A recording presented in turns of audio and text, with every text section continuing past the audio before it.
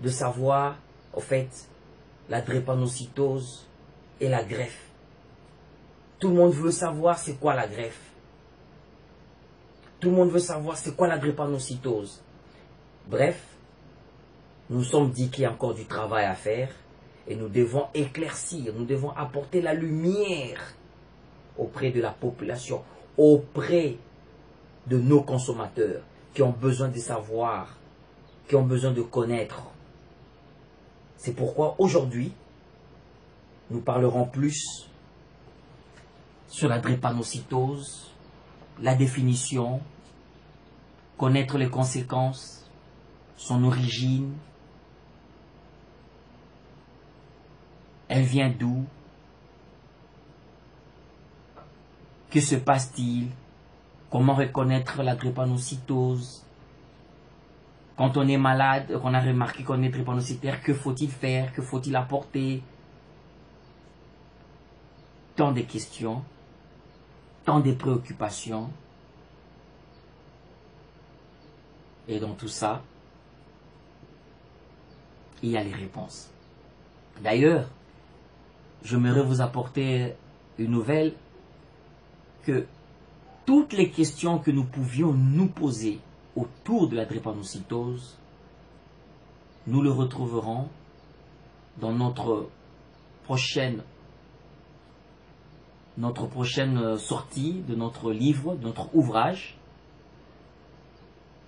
dans laquelle nous parlons de la drépanocytose et plus particulièrement de notre propre expérience personnelle vécue. Voilà, sans plus tarder, vite me demanderont certainement qu'est-ce que c'est la drépanocytose. Avant d'y répondre, j'aimerais vous dire que dans notre ouvrage, dans notre livre, nous avons repris quelques questions et préoccupations des uns, des autres, et auxquelles nous nous efforçons de donner des réponses cohérentes, claires et simples. Ces réponses peuvent vous sembler inacceptables, pourquoi pas? Mais notre rôle n'est pas de vous satisfaire à tout prix. En vous maintenant dans l'ignorance. Il est plutôt de vous éclairer en nous servant des connaissances scientifiques modernes qui permettent au jour d'aujourd'hui de comprendre cette maladie, certes grave, mais qu'on peut éviter et avec laquelle on apprend à vivre. La drépanocytose peut-elle guérir? Je m'en vais vite répondre à cette question. Parce qu'elle est très préoccupante. Elle est majeure pour nombreux parents qui ont des enfants anémiques SS. La drépanocytose peut-elle guérir? À l'heure actuelle, et vu le niveau de développement de la RDC Congo et de l'Afrique en général, nous ne pouvons parler de guérison, car la drépanocytose est une maladie génétique. Je l'ai dit lors de notre dernière intervention autour de la table ronde sur la drépanocytose, que la drépanocytose est une maladie génétique. C'est-à-dire quoi? C'est l'homme qui donne cette maladie à l'homme. C'est le point focus qu'il faut retenir. C'est-à-dire quoi? Il en est à la fois le réservoir et le vecteur. Il, c'est qui? L'homme. Il en est à la fois le réservoir et le vecteur. Ce type de maladie est difficile, pour ne pas dire impossible à guérir. Donc, il faut commencer par soigner l'homme. Il faut commencer par soigner l'homme. Comment? En apportant l'information sur la drépanocytose. Comment peut-on éviter la drépanocytose? D'où vient la drépanocytose? Comment soigner la drépanocytose une fois qu'on l'a découverte en famille? Voilà. Donc, c'est l'homme. Mais la drépanocytose, j'ajouterai, est compatible à la vie. C'est-à-dire, on vit avec la drépanocytose, mais on n'en guérit pas totalement. Pas totalement. Ouf. Ça devient compliqué. Ok. On peut passer à une seconde question, par exemple. Cette maladie génétique peut être guérie par les guérisseurs ou les tradipraticiens. L'essentiel est d'éliminer les facteurs favorisant les complications et la mort, tels que l'ignorance, je l'ai dit, le refus d'accepter l'évidence, la négligence dans le suivi médical du drépanocytaire, l'irresponsabilité et l'inconscience des parents et du drépanocytaire lui-même. Enfin, les fausses croyances. Je reprends.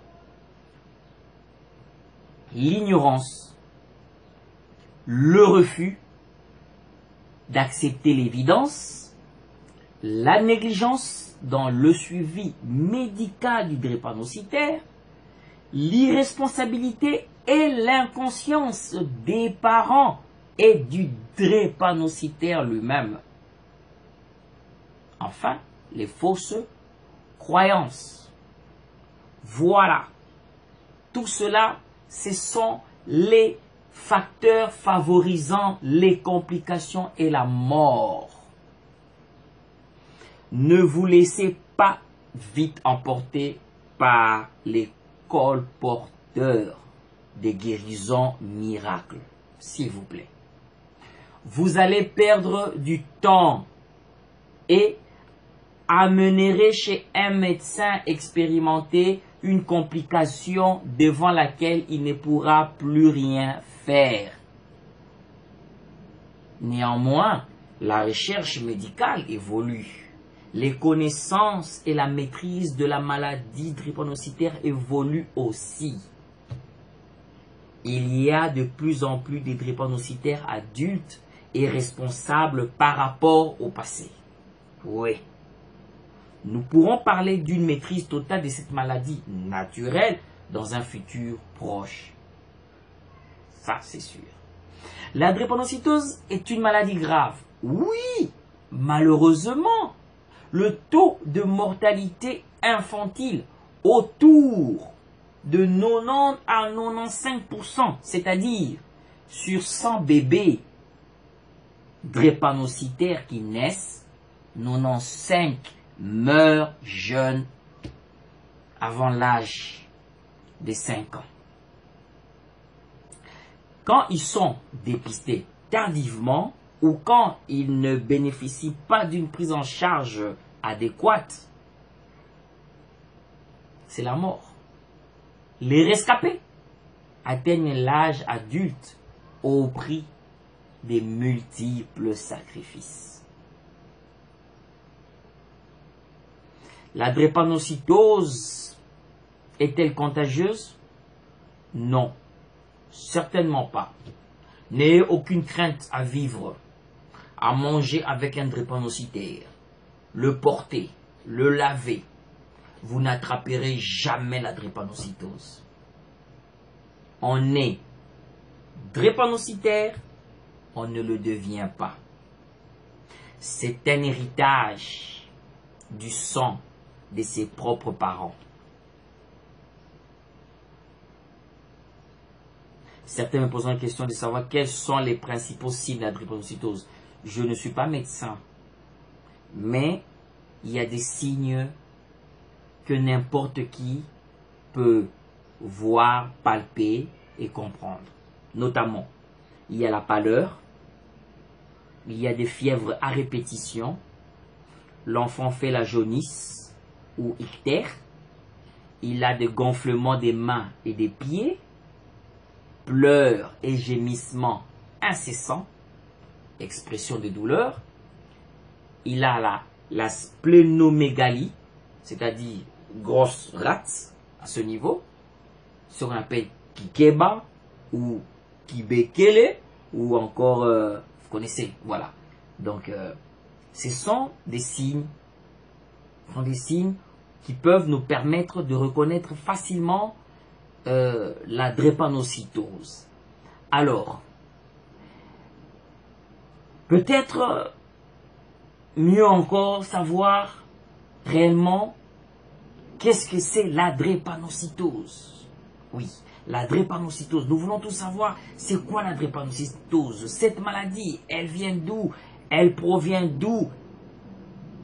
Elle était où pour qu'au jour d'aujourd'hui, elle décime autant de malades drépanocytaires. La drépanocytose est une maladie du sang. Et dans le sang, une maladie du globule rouge. Et dans le globule rouge, une maladie de l'hémoglobine, qu'on abrège HP. Un grand H avec un petit B. Je reprends. La drépanocytose est une maladie du sang. Le sang. Tout le monde connaît le sang. Et dans le sang, une maladie du globule rouge. Et dans le globule rouge, une maladie de l'hémoglobine. Voilà. Alors, qu'est-ce que c'est l'hémoglobine? L'hémoglobine est un pigment rouge à cause du fer qu'elle contient. Quelle est sa fonction? La fonction de l'hémoglobine est d'une part de capter l'oxygène au niveau des poumons, le transporter vers tous les tissus du corps et d'autre part de ramener le gaz carbonique vers le poumon pour le rejeter dans l'air expiré. Voilà le rôle de l'hémoglobine. Mais dans la drépanocytose, l'hémoglobine est génétiquement mal formée et devient incapable d'assurer correctement sa fonction de transport d'oxygène, avec comme conséquence le dysfonctionnement ou la destruction des différents tissus et organes qui en sont privés. C'est-à-dire quoi? Qui sont privés de l'oxygène. Suite au dysfonctionnement et à la destruction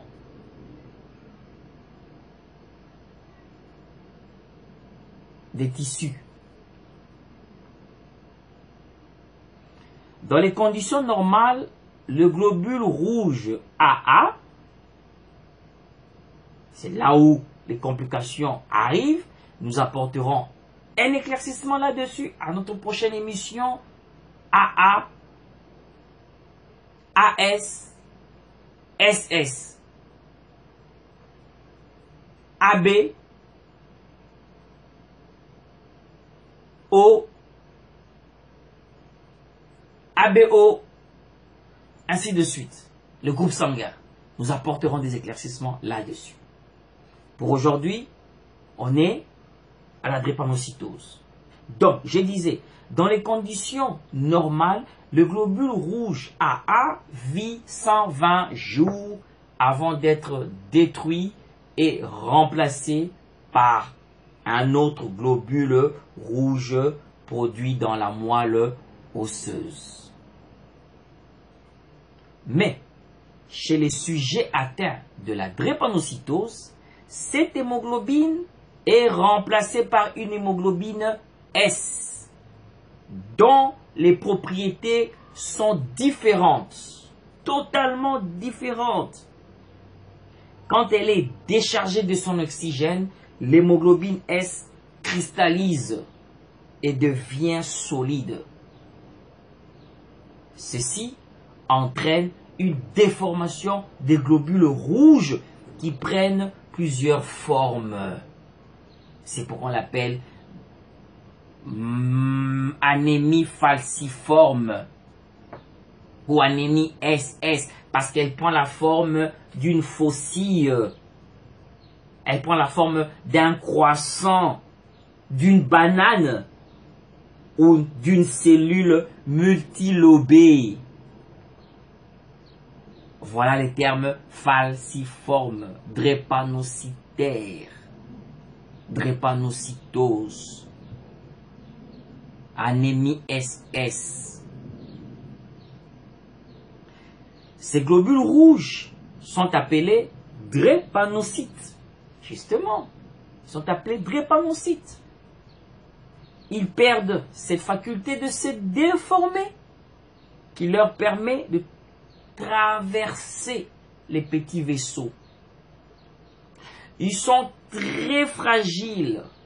Leur durée de vie est très raccourcie et ils sont détruits, suivez bien, en 10 à 12 jours au lieu de 120 jours pour le globule rouge AA et AS.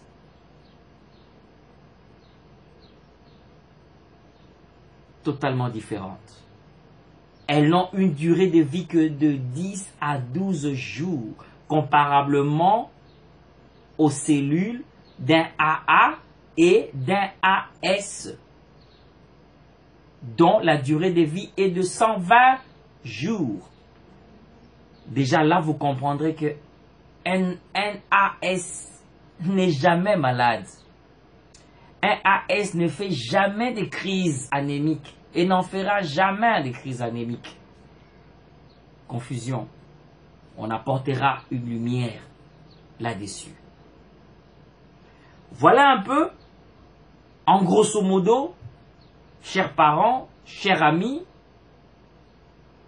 si nous pouvions apporter une lumière sur la drépanocytose et peut-être ajouter un petit point pour ce qui concerne les drépanocytes.